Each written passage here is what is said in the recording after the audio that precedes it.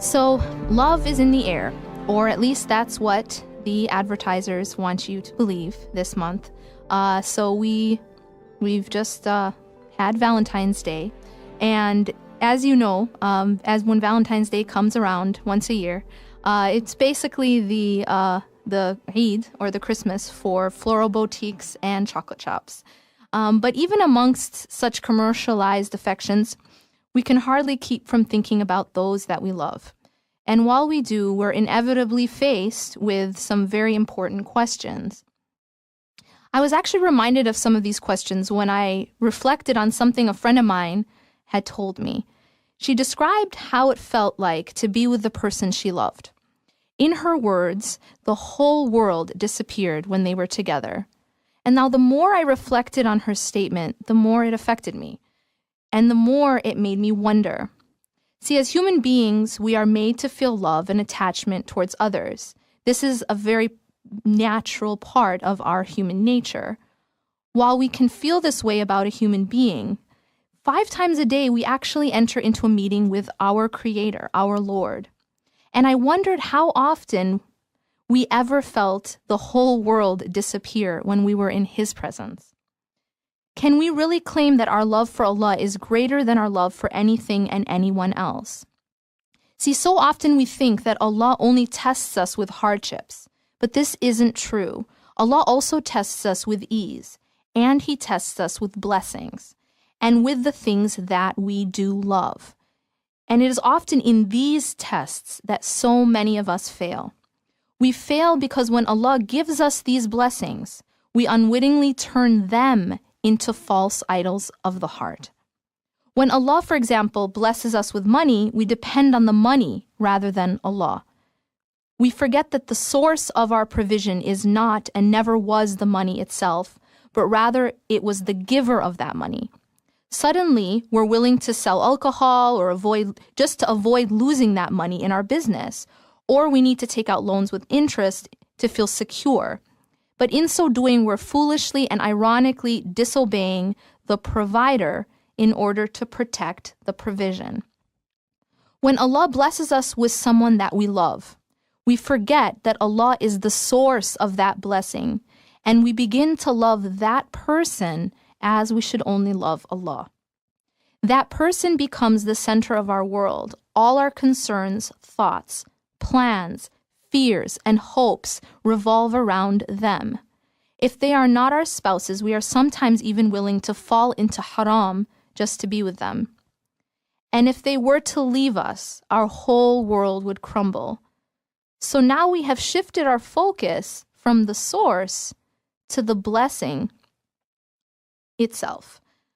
Now Allah says about such people, He talks about them in the Quran, and He says, "And yet, among the people are those who take other than Allah as equals to Him. They love them as they should love Allah. But those who believe are stronger in their love for Allah." And this is Surah Al-Baqarah, verse 165. It's because of this tendency to lose sight after Allah has bestowed us with blessings that Allah warns us in the Quran when He says, and this is also an ayah in the Quran, it says, "Say, O Muhammad, if your fathers, your sons, your brothers, your wives, your relatives, wealth which you have obtained, commerce wherein you fear decline, and dwellings with which you are pleased, are more beloved to you than Allah and His Messenger, and struggling in His cause, then wait until Allah executes His command, and Allah does not guide the defiantly disobedient people." It's important to note here that all the things listed in this ayah are all halal. They're all permissible. It's permissible to love your fathers. It's permissible to love your sons. It's permissible to love your brothers, your wives, your relatives, even your dwellings. Yet, although these are all permissible, the problem is when we love these things more than Allah and His Messenger, and that struggle for His cause. And it's, the point here is that the warning, it's very, very important to notice that it's not just the warning is not just in the things which are haram, but it's in taking those things which are halal and turning them into idols of the heart. In fact, these things that are listed in this ayah are blessings and signs of Allah. On the one hand, Allah says that, and this is an ayah in Surah Ar-Rum, Allah says, and from among His signs is that He created for you from among yourselves mates, that you might find tranquility in them, and He placed between you affection and mercy. Indeed, in that are signs for a people who give thought. So on the one hand, these things are actually a sign and a blessing of God. All of these things listed in the ayah. But on the other hand, Allah warns us. He says, O you who have believed, indeed, among your spouses and your children are enemies to you, so beware of them. The warning in this ayah is very critical. Now, Allah is telling us that they're enemies. Is it because they're trying to hurt us? No. Our spouses and our children are listed here because they are among the blessings that we love the most. And it's in that which you love the most that you find the greatest test. So if conquering that test means seeing through a storm of greeting cards and roses to a greater love that awaits, then so be it. And then you'll see. And so that's when really right now is the time when that's most relevant, because now is the time when, love is in the air. It's all over advertisements, especially during Valentine's Day. But one very important aspect of this that we have to keep in mind is when we turn love into worship. Now, a lot of times people ask the question, does romantic love exist in Islam? What does it look like? And what does it not look like? So what I want to do actually is I want to begin by telling a story. And it's actually a story which is a true story, although the names are changed in this story. I'm going to begin with this story, and then I'm going to talk about the lesson that we can really learn from this story, because it's actually a story that a lot of us may be able to relate to in one way or another. Now, the story begins with a woman, and when Sara met Ahmed, she immediately knew. He was everything that she had always dreamed of. Meeting him was like watching the sun rise in the middle of a snowstorm. His warmth melted the cold, but soon admiration turned to worship. Before she could understand what had happened, Sara had become a prisoner. She became a prisoner of her own desire and craving for that which she adored. Everywhere she looked, Sara saw nothing but him. Her greatest fear in life was displeasing him. He was all she could feel, and without him, happiness had no meaning. Leaving him made her feel as though her soul was being peeled from her very being. Her heart was consumed with only his face, and nothing felt closer to her than him. He became to her like the blood in her very veins. And the pain of existing without him was unbearable, because there was no happiness outside of being with him. But Sara thought she was in love. And in this story, we talked about how Sara felt about Ahmed and how she felt like there was no happiness outside of him, and everything basically revolved around him. Her greatest fear in life was displeasing him, and she didn't know any kind of basically pleasure outside of being with him. Now, here is the irony. Sara thought she was in love. Sara had been through a lot in her life. Her father walked out on her when she was a teenager. She ran away from home when she was 16. She battled drug and alcohol addictions. She even spent time in jail. But all of the pain combined could not compare to the pain that she would come to know inside this new prison of her own making. Sara became a captive inside her own desires.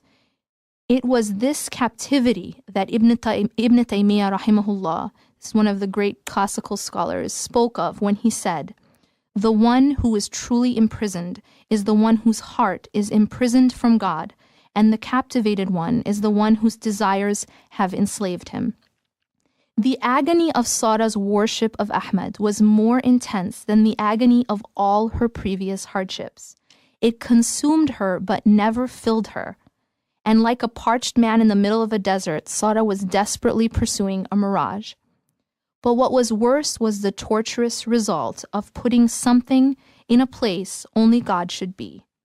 Sara's story is so deep because it demonstrates a profound truth of existence. As human beings, we're created with a particular nature, and that nature is called fitra. That fitra is to recognize the oneness of God and to actualize this truth in our lives. Therefore, there is no calamity, no loss, no thing that will cause more pain to us than putting something equal to God in our lives or in our hearts. Shirk on any level breaks the human spirit like no worldly tragedy ever could. By making the soul love, revere, or submit to something as it should only God, you are contorting the soul into a position that it, by its very nature, was never ever meant to be in. To see the reality of this truth, one only has to look at what happens to a person when they lose their object of worship. On July 22nd, the Times of India reported that a 40-year-old woman committed suicide in her home by pouring kerosene all over her body and setting herself on fire. The police said it appeared that the suicide was a, quote, extreme step because she was unable to conceive a child over 19 years of marriage. In another story on July 16, police reported that a 22-year-old man committed suicide after his girlfriend left him. Now, most people could sympathize with the pain of these people, and most would be heartbroken in the same position. But if having a child or a particular person in our life is our reason for being, something is terribly wrong.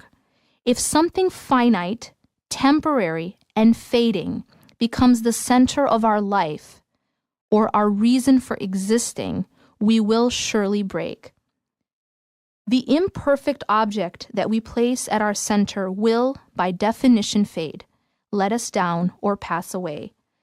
And our breaking will occur as soon as it does. What happens if, while you're climbing a mountain, you hang on to a twig to hold your weight?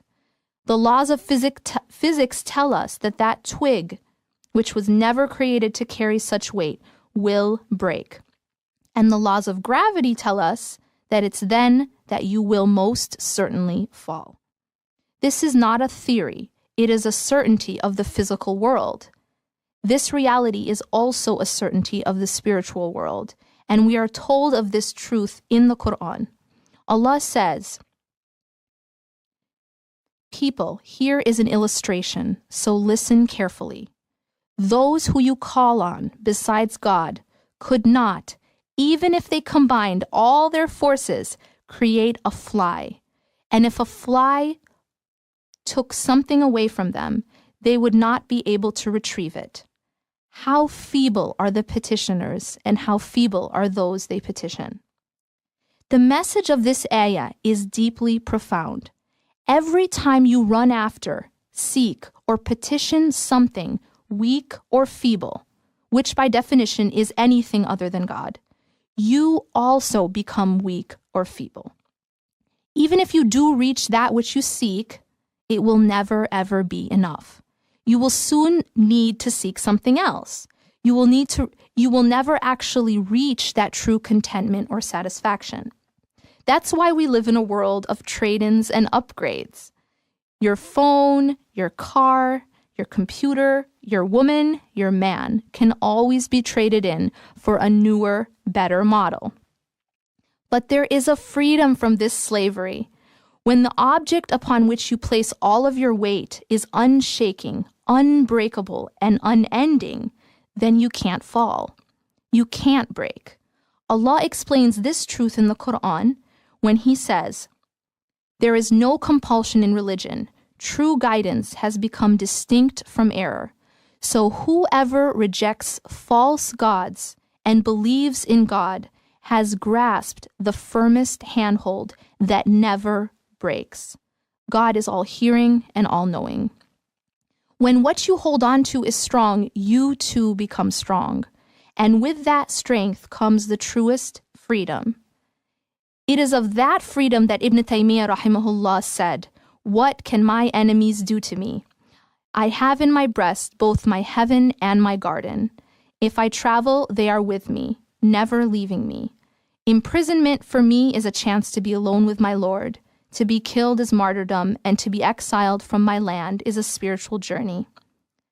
By making the one without flaw and or weakness the only object of his worship, Ibn Taymiyyah describes an escape from the prison of this life. He described a believer whose heart is completely free.